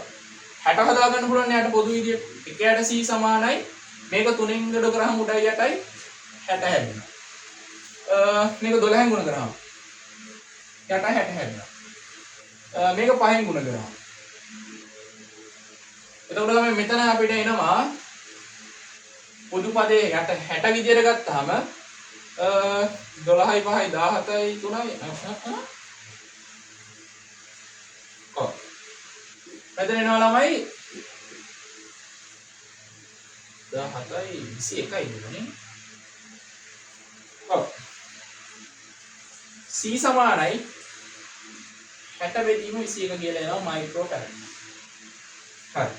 දැන් ඕකද අපෙන් අහන්නේ අපෝ නෑ. ඕක නෙමෙයි. අපෙන් අහන්නේ ශක්තිය ගැන. මම මේක පොඩ්ඩක් මහන්නම්. ශක්තිය ගැනනේ අහන්නේ. sorry. මොකක්ද මේ? මෙතන එන්නේ ළමයි වැරදිනවා. sorry. ඉතින් මම බලමු මොකක් කරනවා කියලා. 12යි 5යි 17යි 17යි 3යි 20යි. මෙතන එනවා කීය කියලාද? 3යි මයික්‍රෝ ෆැරඩ්. හරිද? හරි. එතන පොඩි මිස්ටේක් එකක්. 20. හරිද? හරි. එතකොට අපෙන් අහන්නේ ශක්තිය නේද? ඔව් ධාරිත කරන ගබඩාව කියදී ශක්තිය වන්නේ. අපිට දීලා තිබ්බ විභවාන්තරේ මුලින්ම. එහෙනම් ඉතින් මෙතනින් පාවිච්චි කරන්න පුළුවන් එක මොකද්ද? අපි හොයාගත්ත ධාරිතාවය. එහෙනම් විභවාන්තරේ දන්නවා මෙයාව දාන්න පුළුවන්. E සමානයි භාගයයි C අපි දන්නවා 3යි මයික්‍රෝෆැරඩ්. මයික්‍රෝෆැරඩ් මම මෙහෙම ලියා ගන්නවා 10 රින 6යි ෆැරඩ්. වතාවක් B විභවාන්තරේ 100යි. එහෙනම් අපිට එනවා 3 දෙකෙන් බෙදුනහම 1.5යි C ෙන් 10 රින 6ක් ගියාම ළමයි 10 රින තව 4ක් ඉතුරු වෙනවා. මොකද මේක 10 වර්ගයේ විදිහට ලියන්නේ 10 වර්ගය 10 ධන දෙකක් 10 රින 6න් ගියාම 10 රින 4ක් ඉතුරු වෙනවා. මෙතන ළමයි එනවා මේක ජූල්. ශක්තියක් නේ. ඔව් තමයි උත්තරේ. බලන්න. කීයද උත්තරේ? උත්තරේ ඒක ළමයි අංක 1. උත්තරේ අංක 1. මේක මතක තියාගන්න ඕනේ මේක අනිවාර්යෙන් වැදගත් මේ තුන දැනගන්න ඕනේ. සමාන්තරගත හේක හා ශ්‍රේණිගත හේක ගන්න ආකාරය දැනගන්න ඕනේ. ඒක අර ප්‍රතිරෝධ ආකාරය නෙමෙයි ඊට වෙනස් කියලා දැනගන්න ඕනේ. 74. ඒක අමුතු විදිහේ ප්‍රශ්නයක්. සාමාන්‍ය පොදු රටාවෙන් පිට ඇහෙන ප්‍රශ්නයක්. බලමු. මේ දැන් හදපු ගාන නම් ළමයි ඒ වගේ ගණන් මොන තරම් අහනවා එළවලු පේපර් එකේ. ඒක නිසා ඒක අනිවාර්යෙන් ප්‍රැක්ටිස් කරන්න. ඔයක ප්‍රැක්ටිස් කරන අඩුම ඉතින් ඒ જાතියේ ගණන් 50ක් විතර හදන්න ඕන. හරිද? නැතුව පුළුවන් ඉන්නේ නැහැ කාටවත්. එක ගානක් හදුවා කියලා ඒක පුළුවන් ඉන්නේ නැහැ. හරිද? 74ක් බලමු.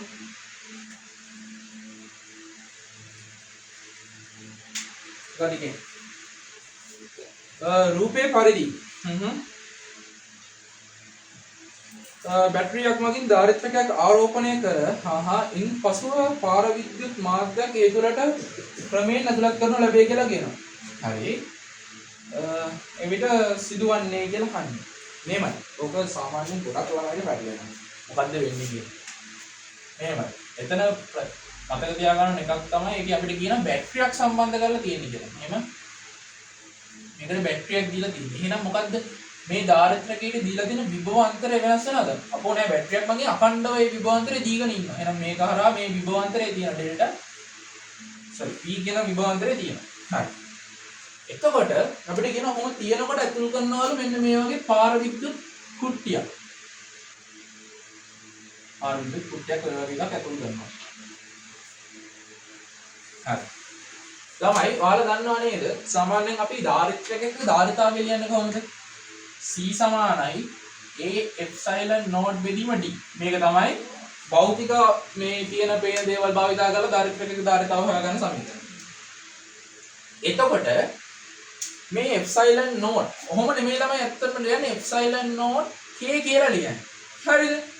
මේ වාතයේදී මෙන්න මේ k අගය සමානයි 1.0.0.06කට. මේක ඊටාම ආසන්නව එකට සමානයිනේ. ඒක නිසා තමයි epsilon naught k කියන එක අපි ආසන්නව මොකක් කියලා ගන්නද? epsilon naught ම කියලා ගන්න. එහෙනම් මෙහෙම එකක් වෙනවා. මෙතන k කියලා ගයක් තියෙනවා. ඒක වාතයේදී නම් ආසන්නව නොසලකා හැරිය හැකි එක නිසා. ඒක තිබ්බත් එකයි නැතත් එකයි. එකෙන් ගුණ වුණා කියලා මුකුත් වෙනසක් වෙන්නේ නැහැ. හැබැයි මෙන්න මේ කුට්ටි ඇතුල් කරනකොට මේකට තියෙන එකට වඩා වැඩි ගයක් අනිවාර්යයි. හරිද? එතකොට මෙයාව සලකන්නේ නැතුව ඉන්න බෑ. මෙයා චුට්ට ඇතුල් වෙනකොට මේක ඇතුලේ තියෙන වාතයට වඩා මේක ඇතුලේ මේ මෙන්න මේ එකට වඩා වැඩි ගයක් ධර්ම පාර විද්‍යුත්තාවයක් සහිත මාධ්‍ය ප්‍රමාණය එන්න වැඩි වෙනවා. එයා එන්න වැඩි වෙනවා කියන්නේ ළමයි මේ ධාරිතාවය එන්න වැඩි වෙනවා. ඒ කියන්නේ මේ ධාරිත්‍රකයේ ඇතුලේ අවකාශයේ තියෙන එකට වඩා වැඩි ගයක් සහිත පාර විද්‍යුත් මාධ්‍ය වැඩි වෙනවා. එතකොට ළමයි ධාරිතාවය අනිවාර්යෙන් වැඩි වෙනවා. මොකද මෙයාගේ අගේ එන්න වැඩි වෙනවනේ. හා ධාරිතාවය වැඩි වෙනවා කියන්නේ. ඔයාලා දන්නවා එක. Q සමානයි CV කියන සමීකරණය. ඉස්සෙල්ලත් මම කිව්වා. පොදු සමීකරණය. විභවාන්තරයේ නියතයි ඇයි ඒ බැටරිය මගින් අඛණ්ඩව විභවාන්තරයේ ධාරිත්‍රකයට සපයාගෙන ඉන්නවා. විභවාන්තරය වෙනස් වෙනවද? නැහැ. එහෙනම් ධාරිතාවය වැඩි වෙනකොට කවුද වෙනස් වෙන්න ඕනේ? ආරෝපණ ප්‍රමාණය වැඩි වෙන්න ඕනේ. එහෙනම් මෙතනදී මොකද වෙන්නේ? මෙයාව ඇතුල් කරද්දී ධාරිතාවයත් වැඩි වෙනවා ආරෝපණ ප්‍රමාණයත් වැඩි වෙනවා. තව එකක් වෙනස් වෙනවා. මොකද වෙනස් වෙන්නේ? ධාරිත්‍රකයේ ශක්තිය කොහොමද ලියුවේ? E සමානයි භාගයයි C V වර්ගය කියලා නේද? ළමයි මෙතනදී විභවාන්තරයේ නියතව තිබ්බට ධාරිතාවය වැඩි වෙනවා. ඒ කියන්නේ කවුද වෙනස් වෙන්න ඕන කියලා? මේ ධාරිත්‍රකයේ ශක්තියත් වැඩි වෙනවා. තුන් දෙනෙක් වැඩි වෙනවා. ආරෝපණ ප්‍රමාණය ධාරිත්‍රකයේ මුළු ශක්තිය. බලමු දැන් ප්‍රකාශනට. ප්‍රකාශන වල මොනවද කියලා දෙන්නේ? රූපේ පරිදි බැටරියක් මගින් ධාරිත්‍රකයක ආරෝපණය කර ඉන්පසු පාර විද්‍යුත් මාධ්‍ය ඇතුළට ක්‍රමයෙන් අතුරු කරන කියලා කියනවා. හරි මේ ප්‍රශ්නේ. 1. ධාරිතාව වෙනස් නොවි ආරෝපණය හා ශක්තිය වැඩි වීමයි. ධාරිතාව වෙනස් වෙන්නේ නැද්ද? ධාරිතාව මුලින්ම වෙනස් වෙන්නේ. ඊළඟට විභවාන්තරය වෙනස් නොවි. විභවාන්තරය නම් වෙනස් වෙන්නේ නැහැ. මොකද බැටරිය දීලා තියෙනවා. හරි. ධාරිතාවය හා ආරෝපණ ප්‍රමාණය වැඩි වීම කී. ඒක හරිනේ. ආරෝපණ ප්‍රමාණයත් වැඩි වුණා ධාරිතාවයත් වැඩි වුණා. ඒක හරි හොඳේ. දෙක ගත හැකි උත්තරයක් විදියට බලමු ඊතර ටික. ආරෝපණය වෙනස් නොවි. වැරදි. ආරෝපණය වෙනස් වුණා. විභවාන්තරය වෙනස් නොවි ධාරිතාවය හා ආරෝපණය අඩු වීමකි. ආරෝපණය අඩු වෙන්නේ නැහැ ළමයි. වැඩි වෙනවා. ආරෝපණය ධාරිතාවය මුලින්ම වැඩි වෙනවා. ඒක ආරෝපණය. ඒ කියන්නේ කොහොම වෙලාව වෙන්නේ මම මේ ලියපු විදියට එහෙම. හරි. ශක්තිය නොවෙනස් වී පවතී. වැරදිනේ. ශක්තිය වැඩි වෙනවා. එතකොට උත්තරේ ඒකේ අංක 2 විතරයි. හොඳේ. උත්තරේ අංක 2. ඒක තමයි උත්තරේ. ඒක පොඩ්ඩක් දෙයක් තිබ්බා හිතන්න. හරි. ගොඩක් ළමයි මේ සමීකරණය ලියද්දි මෙයාව අමතක කරනවා. ඒක තමයි මෙතන වෙන ප්‍රශ්නේ. හරි. මේ මේක දන්නේ නැත්නම් දාගන්න හොඳේ. මේ සාමාන්‍ය පොදු සමීකරණය. ඊළඟට 7 පස්වෙනි එක. මොනවද කියන්නේ බලන්න. මේක දාගන්න මොනවද තියනවද ළමයි? 7 පහක් බලන්න.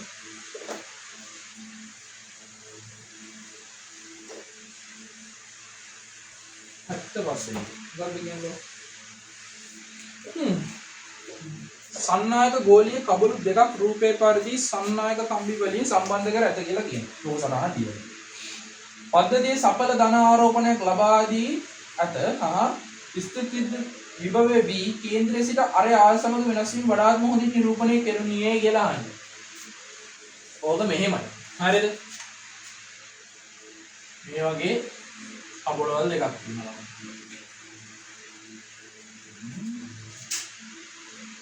මේ වගේ ගෝලීය කබල දෙකක් අරගෙන වැඩි හිතන්න කරමු වෙන. මේ වගේ ගෝලීය කබල දෙකක් අරගෙන ළමයි මේක සම්බන්ධ කරලා තියෙන කම්බි වලින්. ඔන්නේ කම්බි වලින් සම්බන්ධ කරලා මෙයාට ආරෝපණයක් දෙනවා. ධන ආරෝප සඵල ධන ආරෝපණයක් ධන කිව් දෙනවා. ශාලත් දැන් ධන කිව් මෙයාට දෙනවා. දුන්නාම කොහොමද ළමයි මෙයා ඉන්නේ? මෙයා ඉන්න වැඩිම කැමති එකම පාර්ශවයයිනේ. ගොඩාක් ඈතින් ඉන්න තමයි කැමති. හරිද? මොකද විකර්ෂණය ප්‍රබලයි. ගොඩාක් ඈතින් ඉන්න කැමති. ඔයා හිතන්නකෝ මේ ධන කිව් ආරෝපණ ටික කියලා මේකේ ඉන්නකොටද වැඩියෙන්ම ඈතින් ඉන්නේ. නැත්නම් මේකේ ගිහිල්ලා ඉන්නකොටද වැඩියෙන්ම ඈතින් ඉන්නේ. තර්කානුකූලව මෙයාගේ පරිධිය ගොඩාක් වැඩි. එහෙනම් එයාලට ඇසිරෙන්න පුළුවන් දුර ප්‍රමාණය අනිවාර්යෙන් වැඩි. ඒ කියන්නේ දුර උපරිම වෙනසෙත් එළදී ඇසිරෙන්න පුළුවන්. එහෙනම් මෙයා මේ ඇතුළේ රින් ගන්න යන්නේ නැහැ. හොඳේ. එහෙනම් ආරෝපණ සියල්ලම මෙයාගේ බාහිර පෘෂ්ඨයේ විතරයි ඉන්නේ. මේක කබලක්. මේක කබලක් මේ දෙවෙනි කබල. මේ වයර් වලින් සම්බන්ධ කරලා තියෙන කම්බි වලින්. ඒතකොට මේකේ ආරෝපණ ටික මෙහෙම එයාලා අතර පරතරේ උපරිම වෙන ආකාරයට තමයි ඇසිරෙන්නේ. ඒක පළවෙනියෙන් තේරුම් ගන්න ඕනේ කාරණා. ඒක තේරුම් ගත්තා කියන්නේ ඔතනින් එහා දෙයක් නැහැ. මොකද්ද? අපෙන් අහන්නේ ඔය දීලා තියෙනවා මෙතන ඉඳලා මෙතන දුර A ඊළඟට ඉතර දුර B මෙතන දෙනවා. එහෙම දීලා තියෙනවා. හරි. දුරත් සමග විභවයේ විචලනය. දැන් ඔන්න ලොකු ප්‍රශ්නයක්. මොකද්ද? කේන්ද්‍රයේ ඉඳලා මෙන්න මෙතනට එනකම් විභවයේ මොකක්ද වෙලා තියෙන්නේ?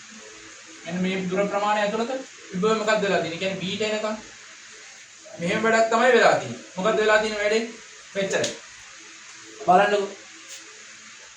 මේකේ බාහිර පෘෂ්ඨයේ විභවය V නම්. ඔයාලා අහලානේ මෙහෙම කතාව. ඒක තේරුම් ගන්න නැතුව ඇති. දැන් මේ බාහිර පෘෂ්ඨයේ විභවය V නම් මේ ඇතුළේ විභවය V ම තමයි හැමතැනම මේ ඒක එහෙමම තමයි කියන්නේ. දැන් ඒක ඇයි එහෙම වෙන්නේ කියන එක දන්නේ නැද්ද? මෙහෙමයි ඒක වෙන්නේ. ළමයි ඔයාලා දන්නවා විභවය E සමානයි ඩෙල්ටා V බෙදීම D. හරිද? එතකොට තමයි මෙතන ශේෂ තීව්‍රතාවයේ E මොකද වෙන්නේ? ශේෂ තීව්‍රතාවය කියන එක කෙනා ඇතුළතදී මොකද වෙලා තියෙන්නේ? ශුන්‍යයි. ඇයි ඒ? ඇයි ඇතුළේ ආරෝපණයක් නැහැ නේද? හරිද? ගවුස් නියමයට අනුව ඇතුළේ ආරෝපණයක් නැත්තම් මේ ඇතුළේ මෙන්න මේ කවචයෙන් ඇතුළේ ටික මොකද වෙලා තියෙන්නේ? විද්‍යුත් ශේෂ්ත්‍රය ශුන්‍යයි. ශුන්‍යයි කියන්නේ බිඳුවයි. සමානයි ඩෙල්ටා V. ඒ කියන්නේ ඩෙල්ටා V කියන්නේ මොකද්ද? ඩෙල්ටා V කියන්නේ මේ බාහිර පෘෂ්ඨය සහ අභ්‍යන්තර ලක්ෂයක් අතර විභව අන්තරය. හරිද? ඩෙල්ටා V බෙදීම D. මේ D වැඩි වුණා කියලා වැඩක් නැහැ. ඩෙල්ටා V සමාන බිඳුවයි. ඩෙල්ටා V සමාන බිඳුවයි කියන්නේ ඔයා සලකන්නකො මේ මෙන්න මේ ලක්ෂය සලකන්නකො. මෙතන මම V1 කියලා ගන්නකො විභවය. මෙතන V නේ බාහිර පෘෂ්ඨය. එතකොට V ඍණ V1 සමානයි බිඳුවයි නේද? ඒ කියන්නේ ඩෙල්ටා V බිඳුවයි කියන්නේ. එහෙනම් ළමයි V සමානයි V1 නේද? පැහැදිලි? අන්න ඒක නිසා තමයි ඔය හැමෝම කියන්නේ බාහිර පෘෂ්ඨයේ විභවය V නම් ඒ ඇතුළත සියලුම ලක්ෂණ විභවයන් V කියලා. ඕක තමයි හේතුව. මේ සමීකරණය තමයි ඒක ගන්න. එතකොට ඕක දාගන්න මුලින්ම. හරිද? එතකොට දැන් එතකොට ළමයි මේ මෙතනට යනකම් විභවය නියතයි. ඒ කියන්නේ B ට යනකම් විභවය වෙනස් වෙන්නේ නැහැ. බාහිර පෘෂ්ඨයේ විභවයම තියෙනවා. එතනින් එහා ඉතින් ඔයාලා ගන්න පොදු සමීකරණය පාවිච්චි කරනවා. මොකද V සමානයි 1/4 එප්සයිලන් නෝට් වතාවක් Q බෙදීම R කියන. V ප්‍රතිලෝම සමානුපාතයකයි 1/r. එහෙනම් R වැඩි වෙනකොට මොකද වෙන්නේ? V අඩු වෙනවා. මෙතන සම්බන්ධතාවය මොකද්ද? ඍජුකෝණාශ්‍ර බහුවලයක හැඩයක් තමයි ප්‍රස්ථාරය ඉන්නේ. මෙන්න මේ ආකාරයේ ප්‍රස්ථාරය තමයි එතනින් එහා එන්නේ. හරිද? හරි. ඕක තමයි එතන තියෙන විශේෂ කාරණාවකට තේරුම් ගන්න තියෙන්නේ. එක මේකට දෙන ආරෝපණ ප්‍රමාණය මෙහෙම කම්බි වලින් සම්බන්ධ කරලා තියෙද්දි එයා එකට හිර වෙලා ඉන්නේ නැහැ. මොකද මේව අතර මේ විකර්ෂණයේ උපරිම නිසා මේවා ඇවිල්ලා බාහිර පෘෂ්ඨයේ තැම්පත් වෙනවා. මොකද එයාගේ තමයි පරිධිය වැඩි. ඔයා හිතන මීටත් වඩා පරිධිය විශාල පුරුතයක් මේකට සම්බන්ධ කරගෙන එහෙනම් එයා මෙයාගේ ඉන්නෙත් නැහැ. අරයාගේ විතරයි ඉන්නේ. කියලා පෘෂ්ඨය වඩා තැම්පත් වෙනවා. ඒක පළවෙනි තේරුම් ගැනීම. දෙවෙනි එක තමයි ළමයි මෙන්න මේ සමීකරණයට අනුව. ඒක සාමාන්‍යයෙන් ඔයගොල්ලෝ තියරිටිකල් වශයෙන් දන්නවා. ඒක වෙන්නේ කොහොමද කියලා ගොඩක් අය දන්නේ නැහැ. දැන් ඒක වෙන්නේ මෙන්න මෙහෙම කියලා තේරුම් ගත්තාම එතන ප්‍රශ්නයක් නැහැ නේ. ඒතකොට මෙතන ඉඳන් මෙතෙන් යනකම් විභවය එකම ගයක් තියෙනවා. එතනින් පස්සේ සාමාන්‍ය පොදු සමීකරණයට අනුව විතරනේ වෙනවා. හරි. 75ට උත්තරේ කීයද? උත්තරේ ඒකේ අංක 1. උත්තරේ අංක 1. හරි නේද?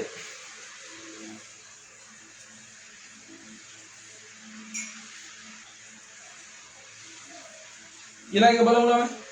ඔය මොනවද කියලා දාගන්න. 76.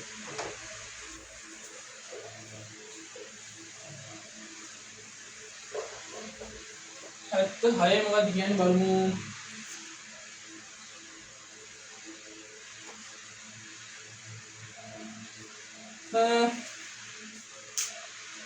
ශුන්‍ය විභවයක් ඇති. විශේෂ ලක්ෂයේ සිට සෙන්ටිමීටර එකක් ඉහළින් වූ සමවිභව පෘෂ්ඨයක විභවය ඍණ 1 වෝල්ට් වේ කියලා දීලා තියෙනවා.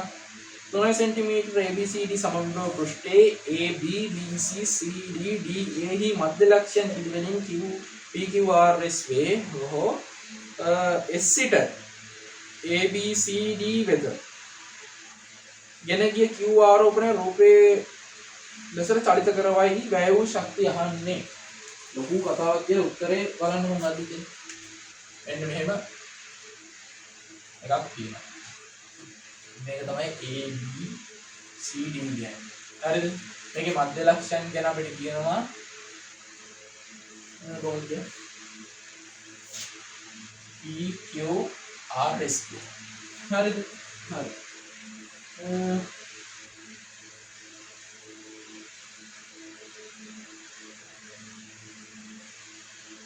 එකයි වෝල්ට් කියනවලු 3 සෙන්ටිමීටර දෙන්නේ.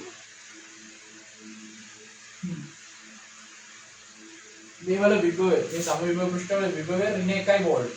හරිද? එතකොට මේ මධ්‍ය ලක්ෂ්‍ය Z කියලා ලක්ෂයක් කියනවා. මෙතන ඉඳලා සෙන්ටිමීටර කොච්චර කියනවා කියන්නේ එකක් සෙන්ටිමීටර උපයලින් කියනවා.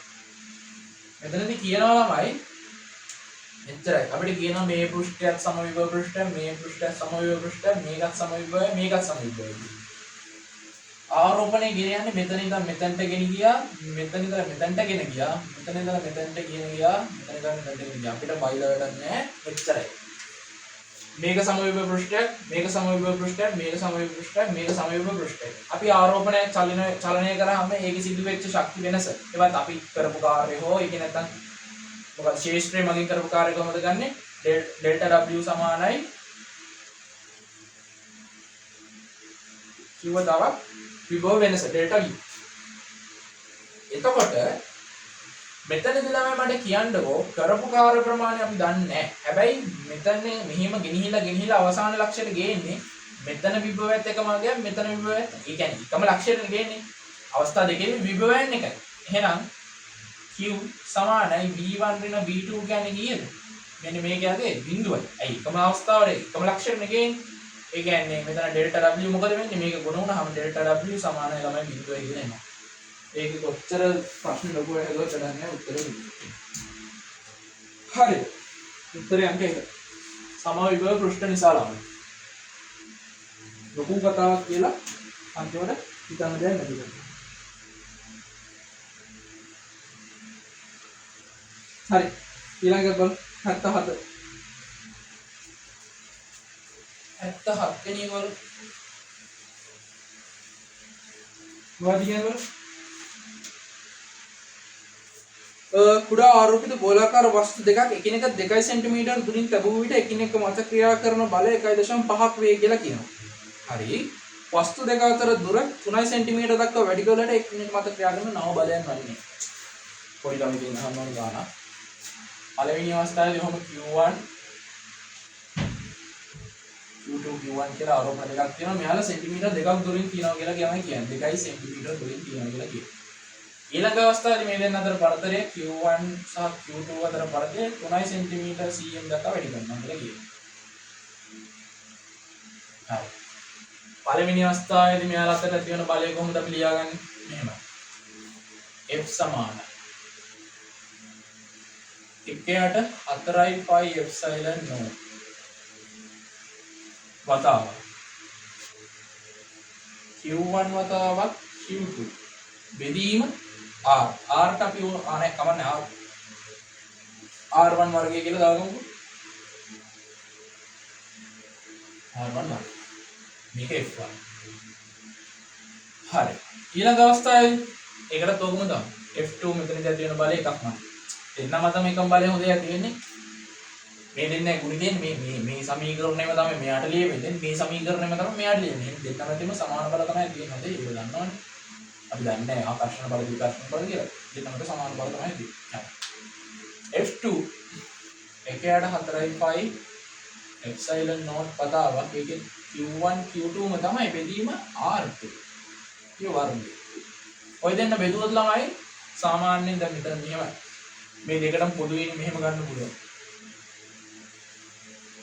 මෙතනදී F1 වලින් F1 සමානයි Q1 Q2 බෙදීම 4 pi epsilon naught. හරිද? මේක අපි බෙදනවා F2 එකට. එතකොට මෙයාගෙත් මේ පදේ මෙහෙම වෙනවනේ. ඒක උඩු යටු කරලා යන්නේ. පරස්පරය තමයි එන්නේ. ඒ කියන්නේ 4 pi epsilon naught බෙදීම Q1. හරි. ඊළඟට 4. එතන තිබ්බා එකයට R1 ගේ වර්ගය මෙයාගේ එක පරස්පරයෙන්. මේක R2 ගේ වර්ගය. මේකට මේක කපලා මේකට මේක කපලා යනවා. ඒක මසලක ආහාරලා මෙහෙම ගත්තත් ඇති හරියද? මෙච්චර වර්ගල් වටන් කරන්න ඕනේ නැහැ. F1 අනුලෝම සමානුපාතිකයි අවස්ථා දෙකේදී මේකම ආරෝපණය එකම මේක කොහොමද කියන්නේ? එකයට R වර්ගය 1 වර්ගය කියලා ගත්තා මෙතන ගත්තා F2 අනුලෝම ප්‍රතිලෝම සමානුපාතිකයක R2 වර්ගය කියලා. මේ දෙන්න බෙදුව ගමන් අපිට මෙහෙම එනවා. මේකම තමයි එන්නේ. F1 F2 සමානයි R2 වර්ගය බෙදීම R1 වර්ගය. මේකට ඉතින් දැන් ආදේශ කරන්න පළවෙනි අවස්ථාවේ අපි කියලා තියෙනවානේ. අගේ කීයද බලන්න. නිව්ටන් 1.5. 1.5 කියලා කියන නිව්ටන් F2 තමයි අපිට ඕනේ. දෙවෙනි අවස්ථාවේ 3 සෙන්ටිමීටර. ඒකේ වර්ගය බෙදීම පළවෙනි අවස්ථාවේ ඉතිරි. ඒකේ බලන්න. මෙන්න මෙහෙට ගත්තොත් එහෙම 1.5 බෙදීම F2 සමානයි උඩ 9 වෙනවා. මේක තියෙනවා මේ වර්ගය මේක 4 වෙනවා. මේක මෙහෙන් වැඩි කරොත් එහෙම 1.5 4ක් කියන ළමයි ගියේ 60යි. sorry 6යි. හරිද? බෙදීම 9 සමානයි F2. මේක ළමයි එනවා F2. තුනෙන් කැපුවොත් නම් මෙතන 2යි මෙතන 3යි. මෙතන 2 බෙදීම 3යි කියලා එනවා නේද? කියලා ළමයි කියන්නේ 0.6යි 6යි 7යි නිමිති. ආසන්න වශයෙන් කියේ 0.6යි 7යි නිමිති. පැහැදිලිද? ඒක නම් දෙයක් නෑ. මේ මම මේව ලියලා පෙන්නුවේ සමහර ළමයි ඉන්න එක එක මට්ටමක. හරිද? සාමාන්‍යයෙන් ප්‍රැක්ටිස් කරපු ළමයි මේව ලියන්නේ නෑ. මෙච්චරයි ලියන්නේ. මේක ලිව්වා මේක ලිව්වා. ඒ දෙන්නම බෙදුවා.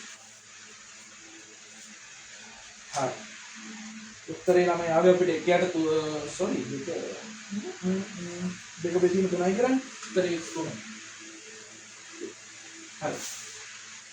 78 බලමු. ඔගේ මොනවද දෙයක් මම ගාගෙන 78 ලියනවා.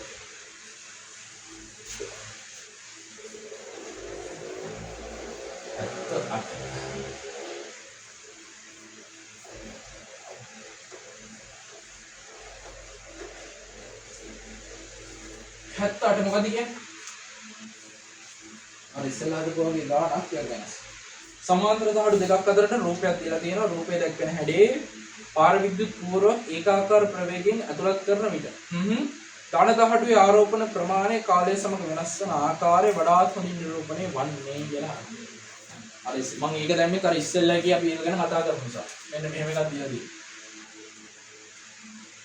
මේකට නියත විභවාන්තරය දීලා තියෙනවා. හරිද? B කියලා. මෙන්න මෙහෙම එකක් ඇතුළත් කරනවා මේක. හරිද? මෙන්න මේ වගේ එකක් ඒකාකාරී ප්‍රවේගයක් යම් වේගයකින් ඇතුළත් කරනවා. ප්‍රවේගයකින් ඇතුළත්. මේකෙත් ළමයි පාර විද්‍යුත් නියතය අනිවාර්යයෙන් වාතයට වඩා වැඩි ඒක අපි කියලා ගමු. එතකොට දැන් ඉස්සෙල්ලාගේදී මොකද උනේ ඔහොම එකක් ඇතුළත් කරද්දී අර මම කිව්වේ C සමාන epsilon A epsilon not K බෙදීම D නේ. මොකද වෙන්නේ මේක ඇතුළේ තියෙන ඉහළ පාර විද්‍යුත්තාවයක් සහිත මාධ්‍ය ප්‍රමාණය වැඩි වෙනකොට මෙන්න මේකේ වැඩි වෙනවා. එතකොට මේ ධාරිතාවය වැඩි වෙනවා. හරි. එතකොට ධාරිතාව වැඩි වෙනකොට ඉස්සෙල්ලා කිව්වා වගේ න U සමානයි C β අනුව C වැඩි වෙනකොට විභවාන්තරය නේදයි මේකෙදි බැටරියක් දීලා දෙන්නේ ඒ විදිහට. බැටරියෙන් විභවාන්තරය අඛණ්ඩව එහෙම පවත්වාගෙන යන නිසා ඒක වෙනස් වෙන්නේ නැහැ. එහෙනම් මේ Q වැඩි වෙනවා. හරි. ඒ විදිහටම අර ඉස්සෙල්ලා කිව්වා වගේ භාගයයි QC වර්ගයට අනුව මෙයා නියත නිසා මෙයා වැඩි වෙනකොට මෙයාත් වැඩි වෙනවා. පැහැදිලි? ඒක කලින් කිව්වා. දැන් මෙතන අහන්නේ එහෙම එකක් නෙමෙයි. මෙතන අහන්නේ අපෙන් ප්‍රස්තාරයක් දෙනවා. ආරෝපණය වැඩි වෙනවා. අනිවාර්යෙන් වැඩි වෙන්න ඕන. මෙයා අතුල් කරන්න පටන් ගත්ත වෙලාවෙ නම් වැඩි වෙන්න ඕන. ඒ කියන්නේ ආරෝපණය අඩු වෙන ඒවා තියෙන්න පුළුවන්ද? බෑ. ආරෝපණය මොකක් එක්කද? දුරත් කාලයත් එක්කනේ. කාලයත්. හරි. එතකොට දැන් හතරවෙනි උත්තරේ අපිට කෙලින්ම අයින් කරලා දාන්න පුළුවන්. මොකද හතරවෙනි උත්තරේ තියෙන්නේ මෙහෙම අඛණ්ඩව ආරෝපණය තිබ්බා කියලා. එහෙම තිබිලා මෙහෙම ඔන්නෝම එකක් තියෙනවා.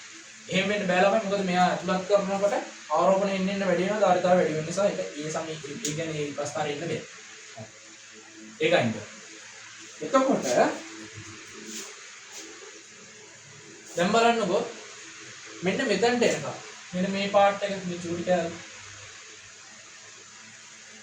මෙතනට එනකම් මේක ඇතුළට ඇතුල් වෙන ඉහළ පාර විද්‍යුත්තාවයක් සහිත මාධ්‍ය ප්‍රමාණය ඇතුල් වීම එන්න වැඩි වෙනවා නේද? ඒ කියන්නේ ඇයි මේ හරිය චුට්ටයි ඉන්නේ මාධ්‍ය ප්‍රමාණය. මේක ටිකක් ඇතුළට ඇද්දි ඔන්න තියෙන ප්‍රමාණයත් වැඩි වෙලා එන්නේ.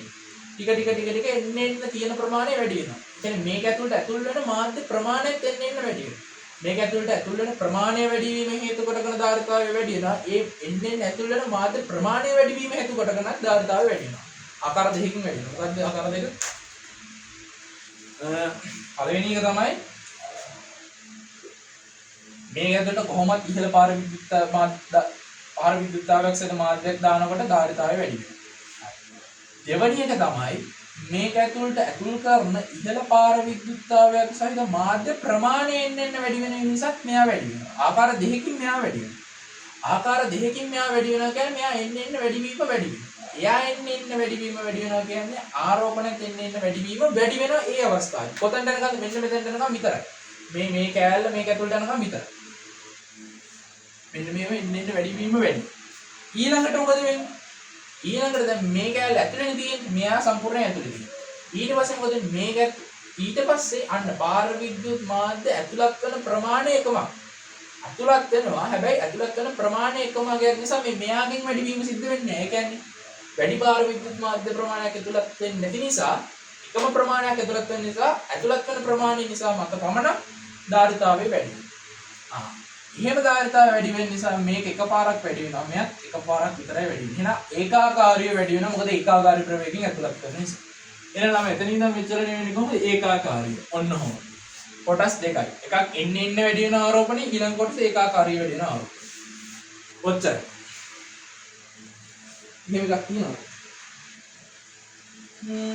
අර එන්න වැඩි වෙනවා කියන එකෙන්ම දෙවෙනි එක තීරණය කරන්න ඕනෙත් නෑ. උත්තර එක කියලා තීරණය කරන්න පුළුවන්. හරිද?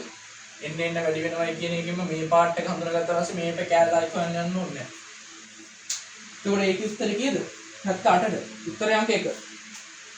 ඒක පැහැදිලිද? අවබෝධ කරගන්න අහගන්නකො. මෙහෙම. දැන් මේක තියෙන පාර විද්‍යුත් මාධ්‍ය මේ වාතයට වඩා වැඩි යගයක් තියෙන මාධ්‍යයක්. මෙයා ඇතුළත් කරනකොට මේක ඇතුළට ඇතුල් වෙන ඉහළ අගයක් සහිත පාර විද්‍යුත් මාධ්‍ය වැඩි වීම හේතු කොටගෙන ධාරිතාවය වැඩි වෙන අන්න එක ආකාරය. දෙවෙනි එක තමයි මෙයා ඇතුළත් කරනකොට මෙයාට ඇතුල් වෙන පාර විද්‍යුත් මාධ්‍ය ප්‍රමාණය එන්න වැඩි වෙනවා. අන්න ඒක හේතු කොටගෙන ධාරිතාවය වැඩි වෙනවා. ඒ කියන්නේ පළවෙනි අවස්ථාවේදී ධාරිතාවය වැඩි වෙන කාරණා දෙකක් බලපානවා. එතකොට ධාරිතාවය දෙගුණයකින් වැඩි වෙනවා. එහෙම වැඩි වෙනවා කියන්නේ ධාරිතාවය එන්න වැඩි වෙනවා කියන්නේ මොකද්ද වෙන්නේ? Q එන්න වැඩි වෙනවා. ඒක තමයි මේ වෙන්නේ. ඊට පස්සේ එහෙම කතන්දරයක් නැහැ. මොකද ඇතුළත් වෙන ප්‍රමාණය වැඩි වෙන්න පටන් ගන්න නැහැ නේ. මොකද මෙයාගේ මේ හැඩය නියත විදියට තියෙනවනේ මෙතනින් එහා ඝනකයක් විදියට. එහෙනම් අඛණ්ඩව ඒකාකාරීව තමයි ඇතුල් වෙන්නේ. ඒකාකාරීව ඇතුල් වෙනවා නම් මායක ඇතුලේ තියෙන මාධ්‍ය ප්‍රමාණය ඒකාකාරීව තමයි වැඩි වෙන්නේ. එහෙනම් ධාරිතාවයත් ඒකාකාරීව එහෙනම් ආරෝප ප්‍රමාණයත් ඒකාකාරීව. මේ විදිහට තමයි එන්නේ. පැහැදිලි නේද? උත්තරයන් කීයද? 78 හරි. එතකොට ළමයි අපිට කතා කරන්න තියෙන ඉතුරු ටික ධාරාව ගැන. හරිද? ධාරාව MCQ ටික තමයි තියෙන්නේ. හරි නේද? ඔක දාගන්න.